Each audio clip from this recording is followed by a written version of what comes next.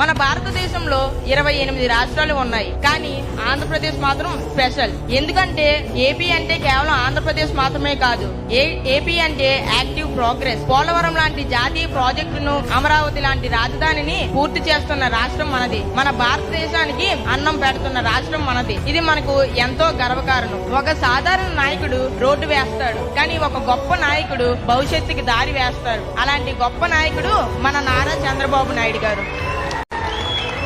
1995లో computer అంటే తెలియని రోజుల్లో హైదరాబాద్ ను సైబరాబాద్ గా మార్చిన గొప్ప నాయకుడు. ఇప్పుడు లక్షల మంది యువతకు ఐటీలో ఉద్యోగాలు వచ్చాయంటే దానికి కారణం చంద్రబాబు గారే. ఇప్పుడు భారతదేశంలో మొట్టమొదటిసారి అమరావతిలో క్వాంటమ్ వ్యాలీని కడుతున్నారు. ఒక క్వాంటమ్ కంప్యూటర్ సాధారణ కంప్యూటర్ కంటే 1000 రెట్లు వేగంగా పనిచేస్తుంది. హైదరాబాద్ ను సైబరాబాద్ గా మార్చినట్టు ఇప్పుడు మన అమరావతిని క్వాంటమ్ వ్యాలీగా మార్చనున్నారు. మన విశాఖ డేటా సెంటర్ హబ్ అవుతుంది. ఇది మనకు చాలా గర్వకారణం. మన చంద్రబాబు నాయుడు గారు 5 సంవత్సరాలకు కాదు 50 సంవత్సరాలకు ఆలోచిస్తారు. అందుకే ఆయనను విజనరీ ఆఫ్ ఇండియా అని అన్నారు.